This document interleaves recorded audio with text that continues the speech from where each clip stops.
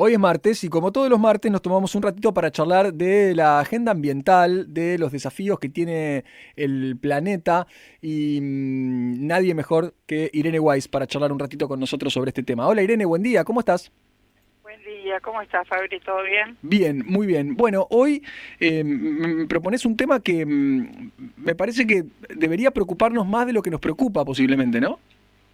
Sí, vos sabés que, bueno, yo estoy siempre alerta de este tema del que voy a hablar porque, como dice mi tesis en los peces migradores del río Paraná, que realmente es un patrimonio no solamente natural, sino cultural, ¿no? Los sábalos, dorados, surubíes, patíes, manguruyúes, todos estos peces que tenemos extraordinarios, son patrimonio además cultural, ¿no? Desde la época de los pueblos originarios que se consideraba como la fuente óptima de proteínas bueno, y sigue siendo.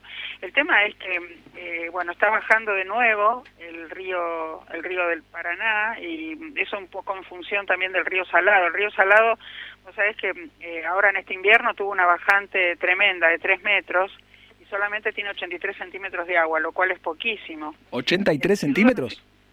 Sí, 83 Es nada. centímetros nada más. A la altura, eso fue tomado en el hidrómetro a la altura de Santo Tomé, que es el puerto de Santa Fe. O sea, es que el Instituto Nacional del Agua, el INA, ya viene alertando desde mayo, ¿no?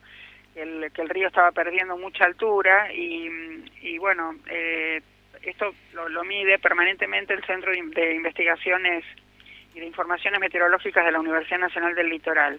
Es un poco la falta de lluvia en la alta cuenca, pero también siempre alerto en lo mismo. Es un problema de modelo de producción insustentable que tenemos nosotros en toda la cuenca, Claro. Un poco por el tema de la soja, que es una planta que tiene una gran demanda de agua, ¿viste? Una agua virtual, como decimos nosotros los biólogos, y un desbalance hídrico que produce tremendo. Y bueno, esto a mí me preocupa porque ya, vos sabés que te acordás que en pandemia estuvimos como 3 años con una bajante terrible que hizo que quedara fuera del agua, por ejemplo, la toma de agua desde Rosario, Claro. de las ciudades grandes de la Argentina, ¿no?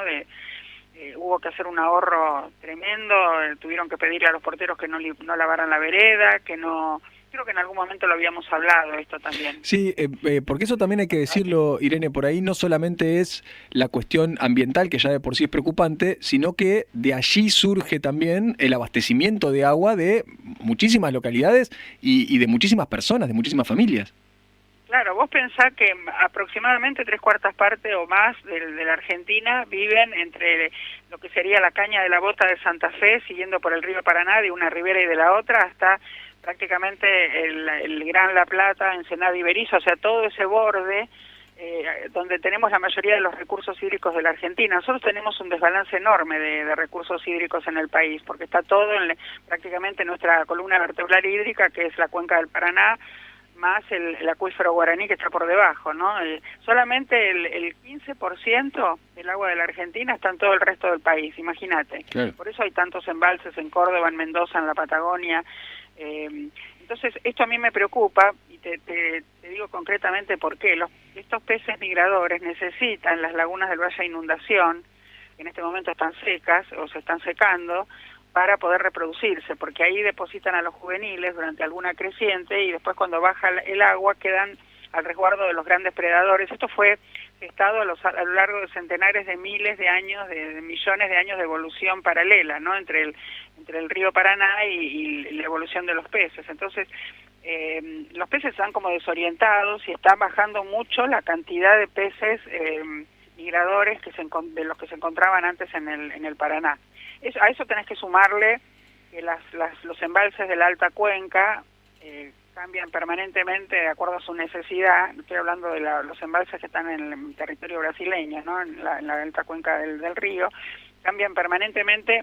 Si necesitan agua, bueno, la usan y no liberan aguas abajo, y si le sobra, nos inundan. Entonces, eso también es algo que hay que tener en cuenta de siempre estar permanentemente tirándole de las orejas, por decirlo de alguna manera coloquial, a los brasileños, para que realmente se fijen que los que estamos aguas abajo son siempre los que sufrimos las consecuencias. Claro, claro.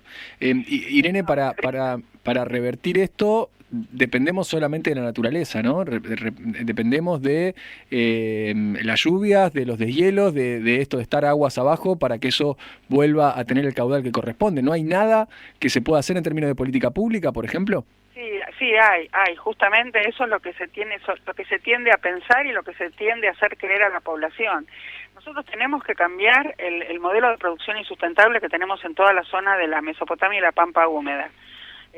O sea, tenemos que pensar en los cultivos que tradicionalmente la Argentina cultivaba en la época que éramos el granero del mundo, y no en cultivos que toman una cantidad de agua tremenda y que después, por supuesto, hay países que nos lo compran sin pagar por el agua que el cultivo obtuvo, o sea, claro, sin pensar en la trazabilidad. No sé si me explico, eso se llama agua virtual en ecología. ¿Cómo es el concepto de agua virtual?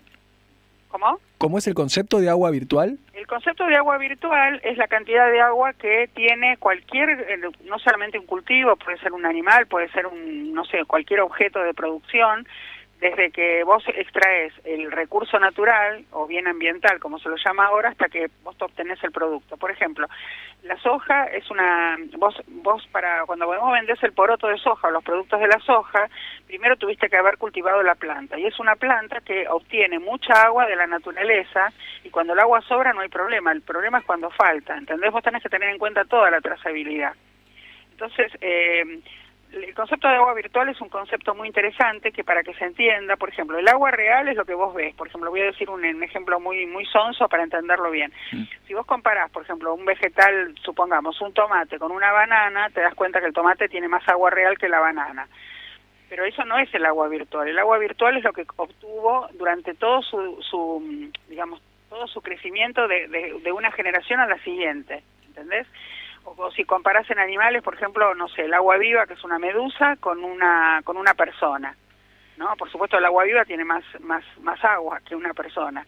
Entonces, el agua virtual es algo que vos podés calcular. Por ejemplo, en el caso de la carne de vaca, hay un investigador acá que lo hizo con varias cosas de la producción agropecuaria.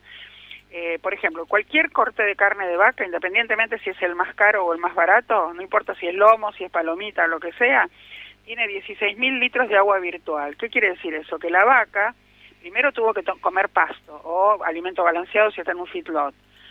El pasto o el alimento balanceado, para poder crear esa hierba, digamos, que produjo el alimento balanceado, hubo que regarlo.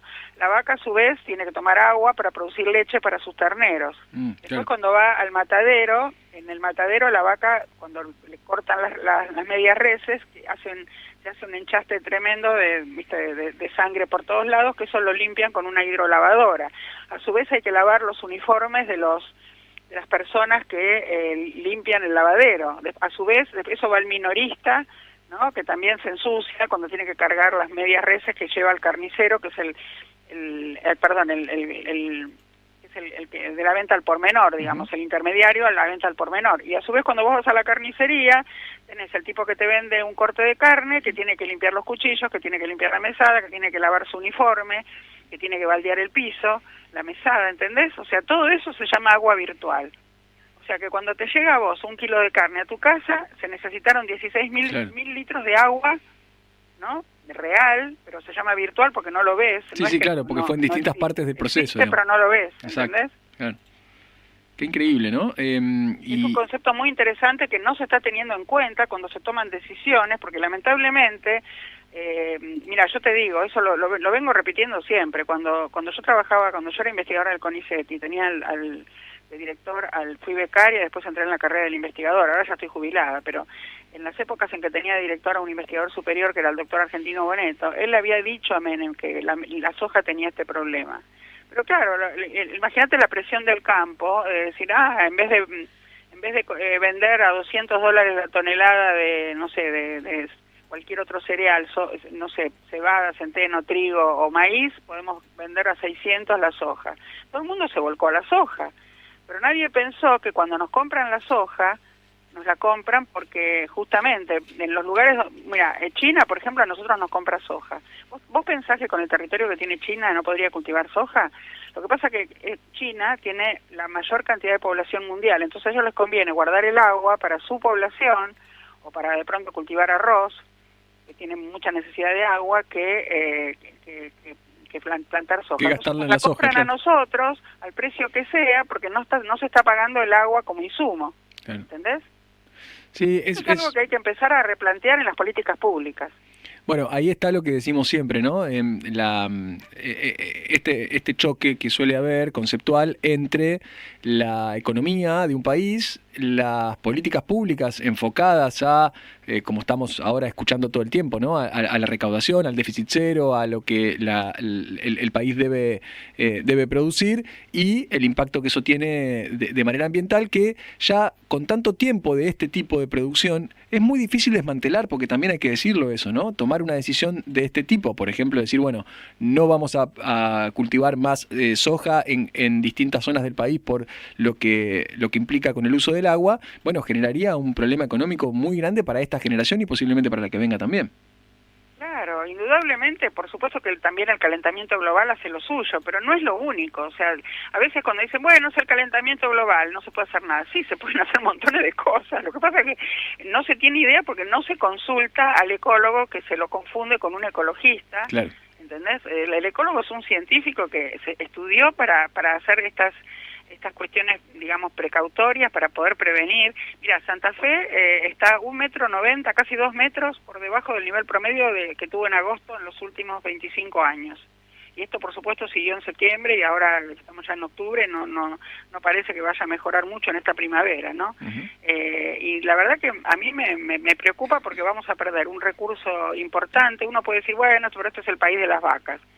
Es el país de las vacas, pero hay muchísima gente que vive de la pesca, tanto de pesca artesanal como de la pesca del turismo, de la pesca, digamos, turística, de la pesca comercial. O sea, no se puede estar pensando con una mente tan cerrada, ser tan narrow-minded, ¿no? Como dicen en Estados Unidos. O sea, realmente este fenómeno hidrológico va a tener consecuencias serias, además para la navegación. No nos olvidemos que el Paraná es una hidrovía, abarata muchísimo los costos de los montones de productos que en vez de ir por carretera van por el río. Entonces, con el nivel tan bajo que vos tenés en la hidrovía, hay barcos de alto calado que no pueden entrar, por más que vos dragues el canal de acceso, ¿entendés? No, es bastante preocupante que no se tenga en cuenta, que no se piense en esto y que por lo urgente se deje de lado lo importante. Esa es mi opinión. Irene Weiss, quien está hablando con nosotros, un placer tenerla cada martes para charlar de estos temas. Irene, nos vamos a reencontrar el martes. Gracias, un beso grande y buena semana.